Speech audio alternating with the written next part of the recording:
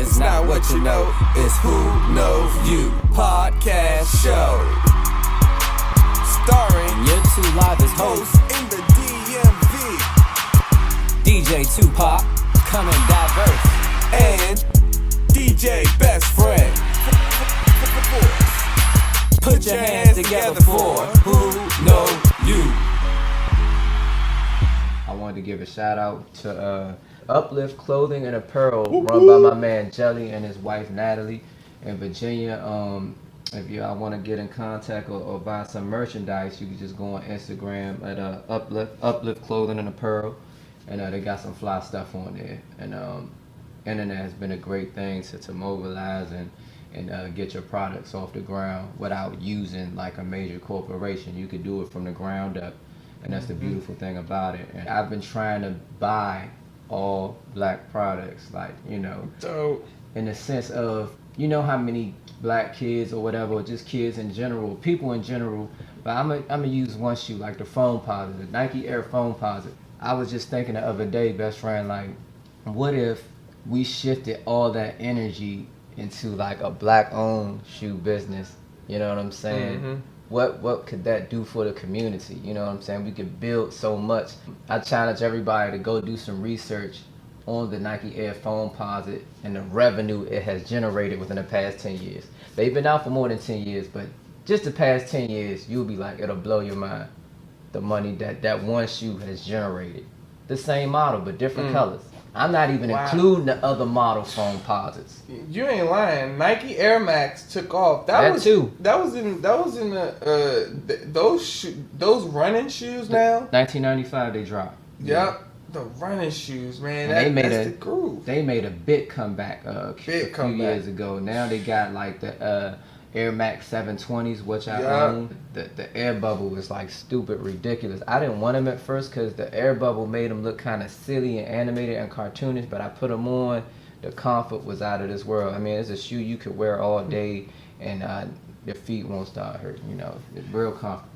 Yeah, I bet you that beats wearing Chucks back there. Oh yeah, most definitely. The flat bottom joints. There's so many different ways now for people to make money in business, and I think that's the change in jobs, where it's like now people are more entrepreneurs and they're able to kind of like express their creativity and make money off of it. You know, so I really appreciate the new culture on that aspect.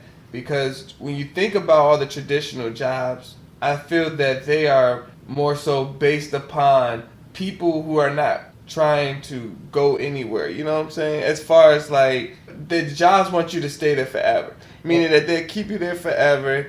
And not only will they keep you there forever, but the people that's already there, how can you get a job if all the jobs are taken because people are trying to retire with those jobs? And to me, the worst thing about working a 9 to 5 or for a major corporation is that it's all like based on conformity and uniformity, and you really can't get a chance to be yourself. I say that as the day goes by, only probably 2% of that day you could get to be yourself for 2% of that day. Wow. That's like almost nothing. Wow, that's powerful. Wow. And the most healthiest thing is to be yourself 100%. That's like really healthy for you.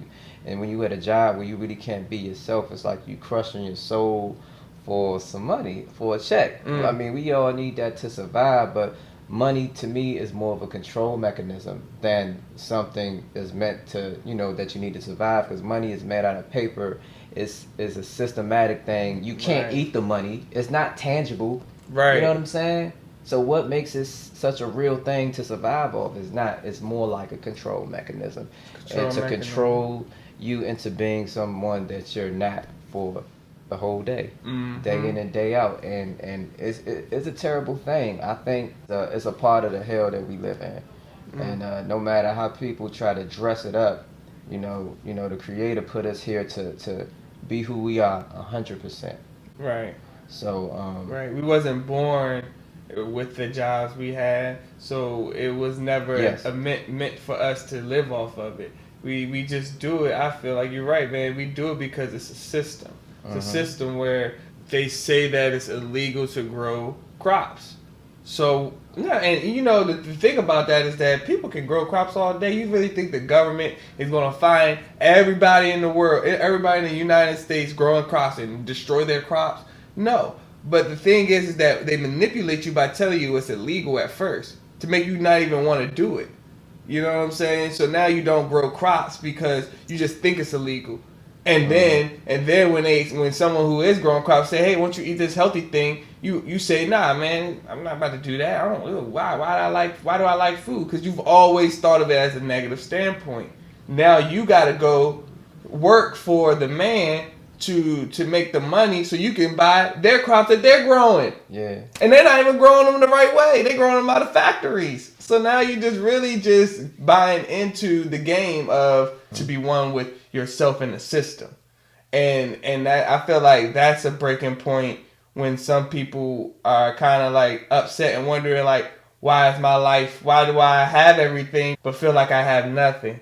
And I think if you look at it, people that work all the time, or most people that work all the time, that on that 9-to-5 job, they never really have any money. But the people that don't do too much work got all the money. Got all the freaking money. So how does that work? So it's like when you find that out, you know, your third eye get open a little bit more, and you feel like, okay, I need to do something to create my own lane, even though there's some kind of need to go out there and hustle for some dollars, some paper money, but at the same time, we got to balance it out and be here and create our own world and be ourselves and express that to other people and let them know that it is the best thing to do for your life is be yourself 100% of the time, every day, every moment, every minute, every hour. And about those crops that you were saying, it made me think about something real. Right. But some trackers of this world, you know, people just take.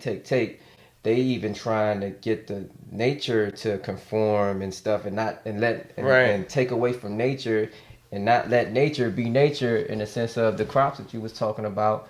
From what I know in history, with the Indians, you know, hundreds of years ago, when they plant crops, it would be a variety of things, you know. But when you go to the farms now and to these crops, you see lines and lines of the same thing. Right. That's a European concept. But when you in tune with nature, like the Indians were, their crops, it was a variety of things in one area, not just lines of the same thing. Right. And you can see there's really no rhythm in that. You know what I'm saying? But when you got this and that, probably some corn over there, some yams over there, it's more like of a harmonic thing now. And it's like you can let nature be itself 100% versus those crops of the same thing, line after line, you know. It's natural to have crops with multiple things in it. Those are real crops. These crops y'all saying now, the same thing, corn, you know, miles of corn, that's not natural. That was somebody's mindset trying to throw nature off. And that's not just me. I didn't write that. You could do the research yourself and find out that is the truth. If you really about to look that up just to find that out, you're already not connected with the world. Like, God has given all of us the eyes to know what's real and what's not, to know what's obvious and what's not. If there's a lot of people on this planet, but yet everywhere you go, they can offer chicken. How do you think chicken doesn't extinct, but every other animal, do y'all do your research on how many animals have died off in this planet, been extinct? But why hasn't chicken been extinct or any of these other animals that they kill all the time and cook? Yeah. You feel me? I never thought about that. Exactly. But people will do their research to figure out if you're making sense. But they don't even want to understand the true facts of what they see. So don't even do your research. If you don't believe it, don't even do your research. All this is for all the believers, because if you see with your own two eyes that God gave you, you're going to understand why certain things aren't real, why there's cancer and why there's all these type of problems with our bodies. Because we're sitting here eating chicken thinking everything's fine. And not really looking at the fact that how come every other animal is dying off, but chickens aren't. All right, guys, that's going to conclude our show, Who Knows You? But wait, we're going to take you guys to the streets where my boy right here, DJ Tupac, is going to talk to you guys and get your opinion right there. Hey, I'm DJ Tupac, broadcasting live from Prince George's County Sports and Learning Center at the DeMatha game. About to ask some of the people in the area what do they think about old school versus new school. So I'm here with Rochelle. and Sage. Here to ask them some questions about old school versus new school and how they feel about it. I guess I would be old school, and I would be pro old school, and she would be new school. Right. Coca-Cola and Pepsi. Okay, so while we on that subject, how do you feel about older cell phones versus the new smartphone? I don't even have an iPhone, so I'm pretty much fine with my Android. So Do everything the iPhone does. I don't plan on owning Apple. Okay. But How do you feel about? Do you remember like the older flip phones from like almost I guess 10 years ago? So like, what differences do you see? I mean, they're definitely better, more user friendly. Still, I would not use mine. I'm Right. old school in that sense. I don't really care about the iPhone. And you know what? I'm the same way. I've had an Android the whole time. I've never owned an iPhone. Never owned an iPhone either. Expensive? Never. Oh, you got an iPhone? Can we see? It's left in the house. Oh, okay. Is it the new one? The iPhone 11? You want the iPhone 11? I don't have an iPhone. I do have one of them Boost Mobiles, and it works for me. It gives me my emails, pictures. You know, I don't have to be so fancy. Do the same thing the iPhone does. I had If I couldn't afford what I have now, believe me, I'll get an Obama phone. Obama phone. I know Yes. that's right. So it's all good with me, to each his own. Okay. Okay. So we wrapping up on this segment. Thank you, Miss Ida. All right, darling. Y'all more than welcome. That's it for this segment. Thank you, ladies. You're welcome. Appreciate y'all.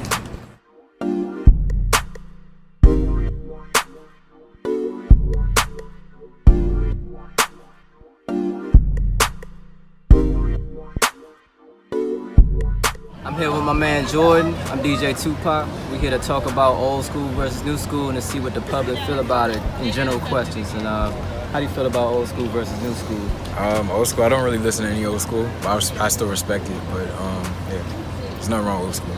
And how you feel about like old school phones versus new school phones? Like the flip phone versus the new smartphone. Well, even though I look young, I still had a flip phone when I was like about 11, 12 years old, so I know the struggle. They did do it there for And then social media like coming in effect with all the new phones and everything is kind of bad. I mean, I'm addicted to social media too, so it's bad for me. But social media get would be free good play on at the everything. same And then time. all the Do you have the new iPhone? moms. Yeah, I have not the recent 11. one, The not 11 not the one with all the cameras. I have the Here, Lex. X. That is a lot of cameras on there. Yeah, there's a lot of cameras on it. Yeah. I should know these type of things. Has it But come now out that she's yet? 21, Yeah, it came out. Buster's, Yeah. I'm just gonna go to Maryland Live. This is DJ Tupac logging off on You Know the Streets. Until next time, we catch you later. Peace.